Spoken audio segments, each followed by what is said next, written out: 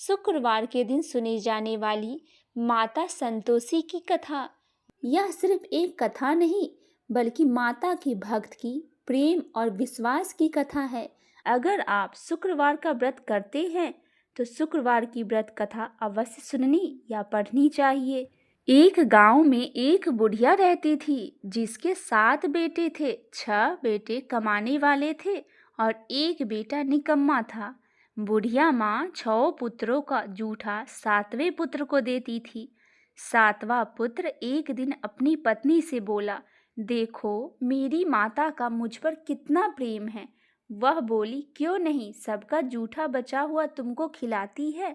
वह बोला, ऐसा नहीं हो सकता, जब तक मैं अपने आंखों से न देखूं मान नहीं सकता। पत्नी ने हंसकर कहा, देख लोगे तब तो मानोगे ना।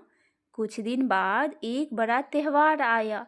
घर में 7 प्रकार के भोजन और चूरमा के लड्डू बने। वह पत्नी की बात जांचने के लिए सिर दर्द का बहाना बनाकर पतला कपड़ा सिर पर ओढ़कर रसोई घर में जाकर सो गया और कपड़े में से सब देखता रहा। 6 भाई भोजन करने आए। उसने देखा माँ ने उनके लिए सुंदर सुंदर आसन बिछाए, 7 प्रकार की रसोई परोसी और आग्रह करके उन्हें भोजन कराती। वह देखता रहा। 6 भाई भोजन कर उठकर चले गए। तब माँ ने उनकी 5 थालियों में से लड्डू के टुकड़े को उठाया और एक लड्डू बनाया। जूठन साफ कर माँ ने उसे पुकारा, उठो बेटा, तेरे भाइयों ने भोजन कर लिया है, तू भी उठकर भोजन कर ले। उसने कहा, माँ मुझे भोजन नहीं करना, मैं परदेश जा रहा हूँ। माता ने कहा, कल जाओगे, उससे अच्छा आज ही चले जाओ। वह बोला, हाँ हाँ आज ही जा रहा हूँ। यह कहकर वह घर से निकल गया। चलते समय उसे पत्नी की याद आई। वह गौशाले में कंडे गोबर थाप रही थी। वहां जाकर वह बोला, मेरे पास तो कुछ नहीं है, यह अंगूठी है सो ले लो और अपनी कोई निशानी मुझे दे दो। वह बोली, मेरे पास क्या है, यह गोबर भरा हाथ है। यह कहकर पत्नी ने उसकी पीठ पर गोबर की हाथ की थाप मार दी। वह चल दिया। चलते चलते दूर देश में पहुंच गया। वहां एक साहूकार की दुकान थी।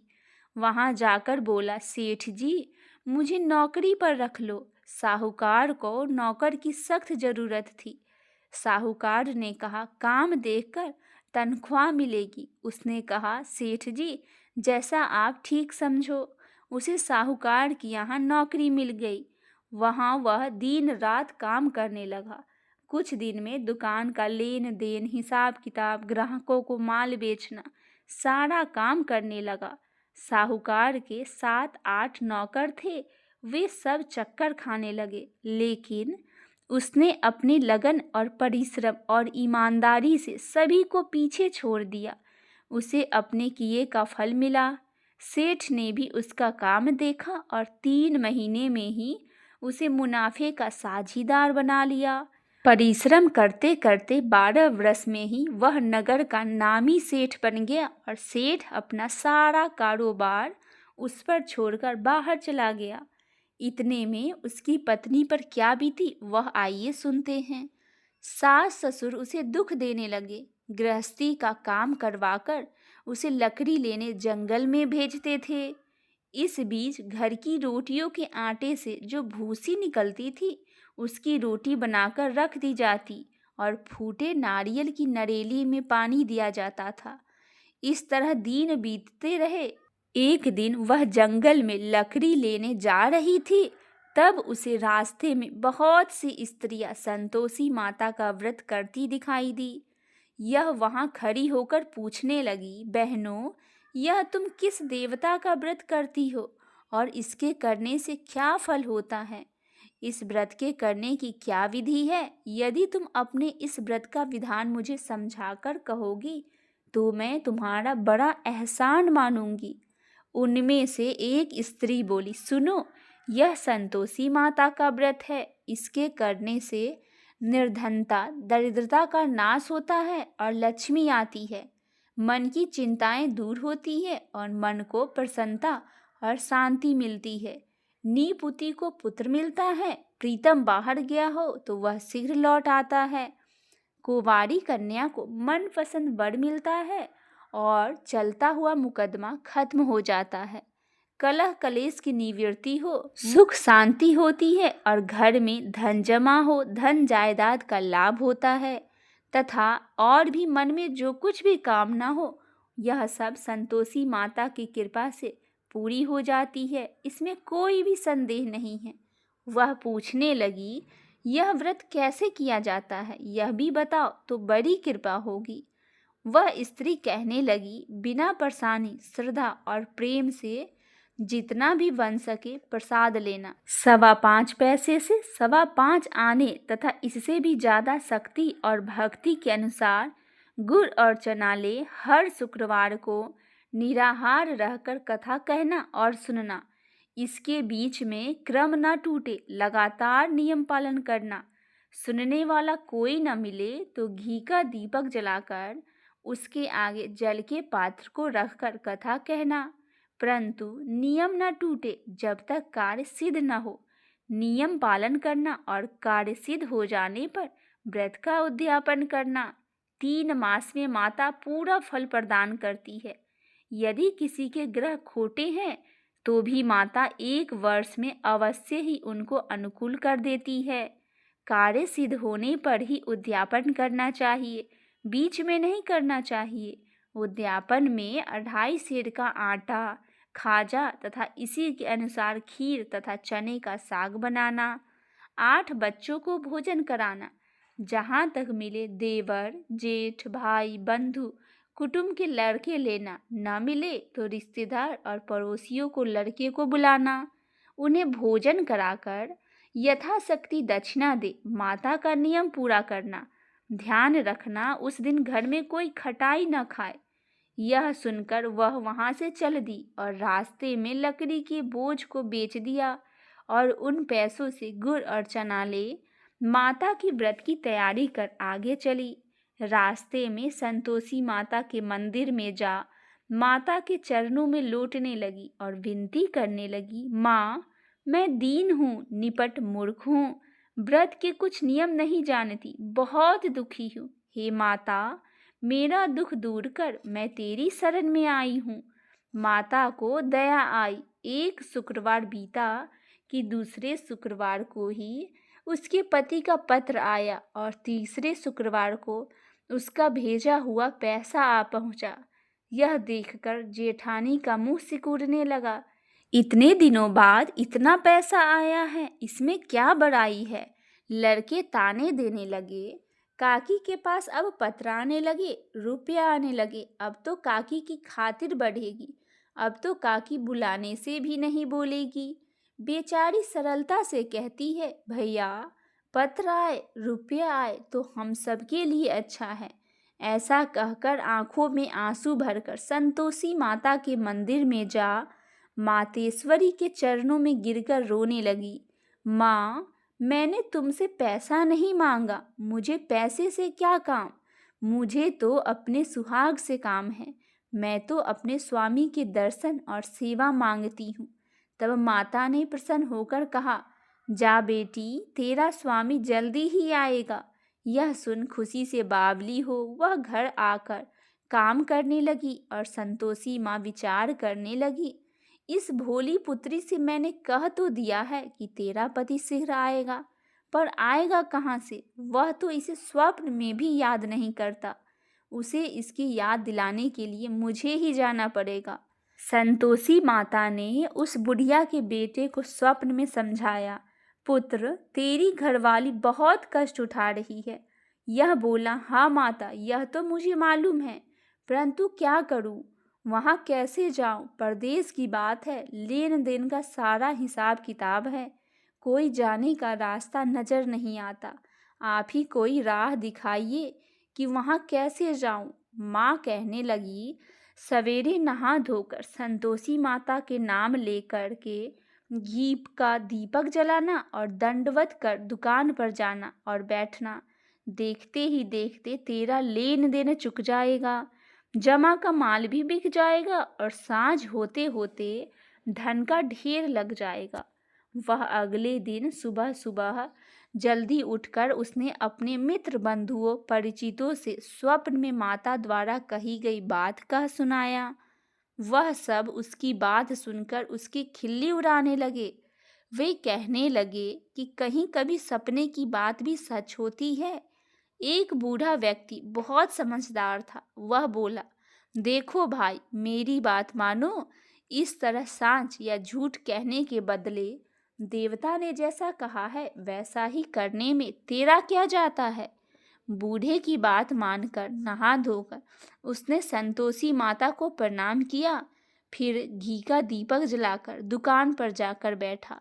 शाम तक धन का ढेर लग गया। वह हैरान हुआ। मन में संतोषी माता का नाम लेकर प्रसन्न मन होकर घर जाने के वास्ते गहना कपड़ा सामान खरीदने लगा। सब काम से निपटकर अपने घर को रवाना हुआ। उधर उसकी पत्नी जंगल में लकड़ी लेने गई। लौटते वक्त थक जाने के कारण संतोषी माता के मंदिर पर विश्राम करने बैठ गई। यह तो उसका रोज रुकने का स्थान था। धूल उड़ती हुई देख उसने माता से पूछा, हे माता, यह धूल कैसी उड़ रही है।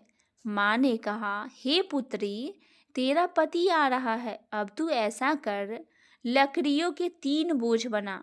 एक नदी के किनारे रख देना, दूसरा मेरे मंदिर पर और तीसरा अपने सिर पर रखकर तेरे पति को लकड़ी का गट्ठा देखकर मोह पैदा होगा। यह वहाँ रुकेगा, नाश्ता पानी बना खा पीकर माँ से मिलने जाएगा। तू लकड़ी का बोझ उठाकर जाना और बीच चौक में गट्ठा डालकर 3 आवाजें जोर से लगाना, लो सासू जी, लकड़ियों का गट्ठर लो, भूसी की रोटी दो, नारियल की खोपरे में पानी दो, आज कौन मेहमान आया है। संतोषी माता की बात सुनकर वह बहुत अच्छा कहकर प्रसन्न मन होकर लकड़ियों के 3 बोझे बना लेकर आई। एक नदी के तट पर रखी और दूसरा माता के मंदिर पर रख दिया। इतने में ही मुसाफिर वहां आ पहुंचा। सूखी लकड़ी देख उसकी इच्छा हुई कि अब यहीं विश्राम कर ले और भोजन बना खा पीकर फिर गांव चले। इस प्रकार भोजन बनाकर विश्राम कर वह अपने गांव में गया। उसी समय बहू सिर पर लकड़ी का गट्ठर लेकर आई। उसने गट्ठर को आंगन में डाल दिया और जोर से 3 आवाजें दी, लो सासू जी, लकड़ियों का गट्ठर लो, भूसी की रोटी दो, नारियल की खोपड़ी में पानी दो, आज कौन मेहमान आया है। यह सुनकर सास ने अपने दिए हुए कष्टों को भुलाने हेतु कहती है, बहू, तू ऐसा क्यों कहती है, तेरा मालिक ही तो आया है। बैठ, मीठा भात खाकर कपड़े गहने पहन। पत्नी की आवाज सुनकर उसका स्वामी बाहर आया और उसके हाथ में पहनी अंगूठी देख व्याकुल हो गया। उसने माँ से पूछा, माँ, यह कौन है। माँ बोली, बेटा, तेरी पत्नी है। आज 12 वर्ष हो गए जब से तू गया है। तब से सारे गांव में जानवर की तरह भटकती फिरती है। काम काज कुछ करती नहीं, 4 समय आकर खा जाती है। अब मुझे देखकर भूसी की रोटी और नारियल की खोपड़ी में पानी मांगती है। वह बोला, माँ, मैंने इसे भी देखा और तुम्हें भी। मुझे दूसरे घर की चाबी दो, मैं उसमें ही रहूँगा। ठीक है बेटा, जैसी तेरी मर्जी। माँ ने यह कहकर चाबी का गुच्छा बेटे के हाथ में रख दिया। उसने दूसरे घर को खोलकर सारा सामान सजाया। एक दिन में ही वहां राजा के महल जैसे ठाट बाट बन गया। अब क्या था, वह सुख भोगने लगी। अगला शुक्रवार उसने पति से कहा, मुझे संतोषी माता उद्यापन करना है। पति बोला, बहुत अच्छा, खुशी से कर लो। वह उद्यापन की तैयारी करने लगी। जेठ के लड़कों को भोजन के लिए कहने गई। उन्होंने मंजूर किया, परंतु पीछे से जेठानी ने अपने बच्चों को सिखाया, देखो रे, भोजन के समय सब लोग खटाई मांगना, जिससे उसका उद्यापन पूरा न हो। लड़के भोजन करने आए, खीर पेट भर कर खाई, परंतु बात याद आते ही कहने लगे, हमें कुछ खटाई खाने को दो, खीर खाना हमें नहीं भाता, देखकर अरुचि होती है। लड़के उठकर खड़े हुए, बोले, पैसे लाओ। भोली बहू कुछ जानती न थी। उसने उन्हें पैसे दे दिया। लड़कों ने बाजार जाकर उन पैसों से इमली खरीदी और खाई। यह देखकर बहू पर माता जी ने कोप किया। राजा के दूत उसके पति को पकड़कर ले गए। अब सब मालूम हो जाएगा जब जेल की रोटी खाएगा। बहू से यह वचन सहन नहीं हुआ। वह संतोषी माता के मंदिर में गई और कहने लगी, माता, तुमने यह क्या किया? हंसाकर क्यों रुलाने लगी?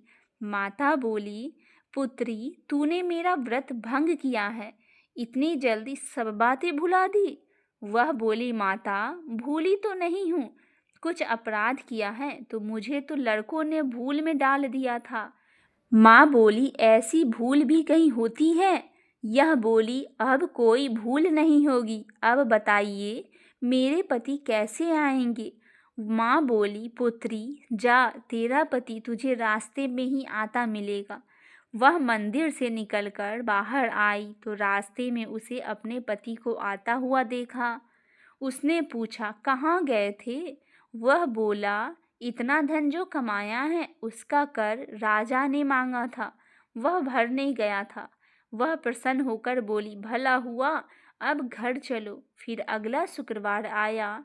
वह बोली, मुझे माता का उद्यापन करना है। पति ने कहा, ठीक है, कर लो। वह फिर जेठ के लड़कों से भोजन को कहने गई। जेठानी ने लड़कों को सिखा दिया कि तुम लोग पहले ही खटाई मांगना। लड़के भोजन करने बैठे, लेकिन भोजन करने से पहले ही कहने लगे, हमें खीर पूरी नहीं भाती, जी बिगड़ता है, कुछ खटाई खाने को दो। यह बोली, खटाई खाने को नहीं मिलेगी, खाना हो तो खाओ। बहू के इस प्रकार कहने से लड़के उठकर चले गए। उनके उठ के जाने पर ब्राह्मण के लड़के को बुलाकर उसने भोजन करवाया। दक्षिणा की जगह उन्हें एक एक फल दिया। इससे संतोषी माता प्रसन्न हो गई। माता की कृपा से 9 महीने के बाद उसको चंद्रमा के समान एक सुंदर पुत्र प्राप्त हुआ। पुत्र को लेकर वह प्रतिदिन संतोषी माता के मंदिर में जाने लगी। माँ ने सोचा कि यह रोज आती है, आज क्यों न मैं इसके घर चलूं, इसका आसरा देखूं तो सही। यह विचार कर माता ने भयानक रूप बनाया। गुड़ और चने से सना मुख, ऊपर से मुंड के समान ओठ, उस पर मक्खियां भिनभिना रही थी। दहलीज पर पैर रखते ही उसकी सास चिल्लाई, देखो रे, कोई चुड़ैल राकनी चली आ रही है, इसे भगाओ नहीं तो सबको खा जाएगी। बहू रोशनदान से देख रही थी। वह प्रसन्न होकर बोली, आज मेरी माता मेरे घर आई है। यह कहकर दूध पीते हुए बच्चों को गोद से उतार दिया। इस पर उसकी सास का क्रोध में भरकर बोली, अरे रांड, ऐसा देख कैसे उतावली हुई है जो बच्चे को पटक दिया।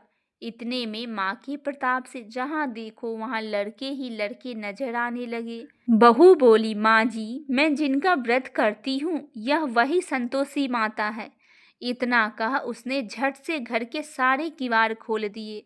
सबने माता के चरण पकड़ लिए और विनती कर कहने लगे, हे माता, हम मूर्ख हैं, अज्ञानी हैं, तुम्हारे व्रत की विधि हम नहीं जानते। तुम्हारा व्रत भंग कर हमने बड़ा अपराध किया है। हे माता, आप हमारे अपराधों को क्षमा करो। इस प्रकार बार बार कहने पर संतोषी माता प्रसन्न हुए।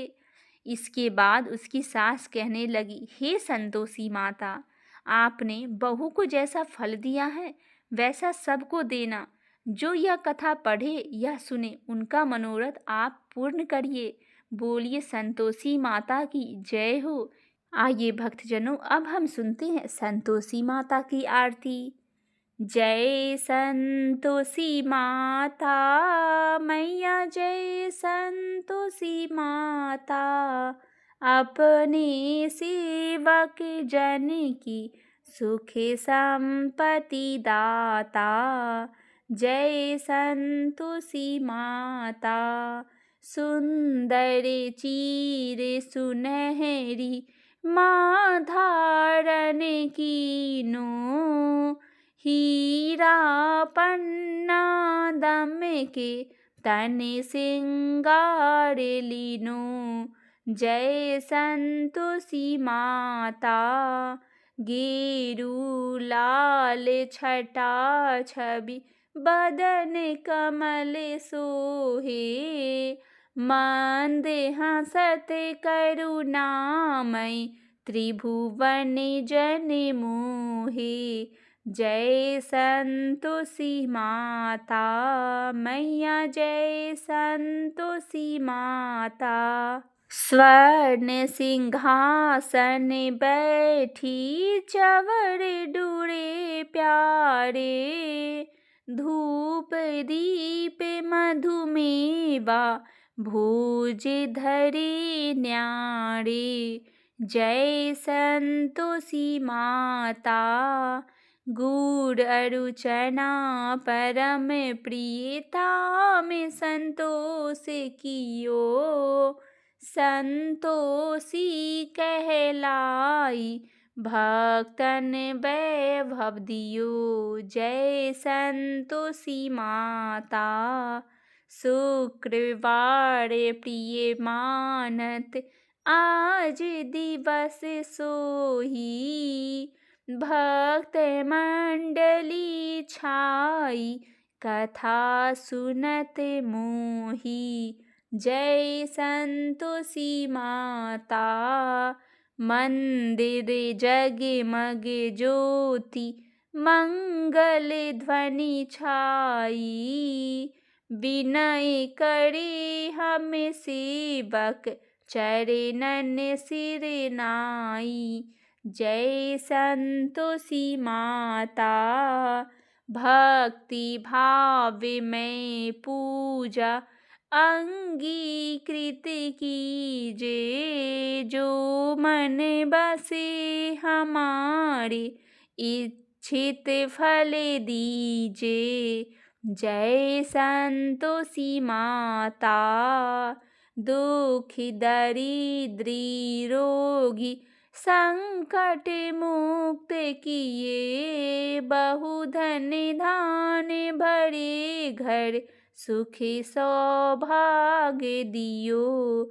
जय संतोषी माता। ध्यान धरे जो तेरा वांछित फल पायो। पूजा कथा श्रवण कर घरे आनंद आयो। जय संतोषी माता। चरण गहे की लज्जा रखियो जगदम्बे। संकट तुहि निवारी दयामयी अम्बे। जय संतोषी माता। संतोषी माता की आरती जो कोई नर गावे। रिद्धि सिद्धि सुख संपत्ति जी भर के पावे। जय संतोषी माता मैया, जय संतोषी माता। अपने सेवक जन को सुख संपत्ति दाता। मैया जय संतोषी माता।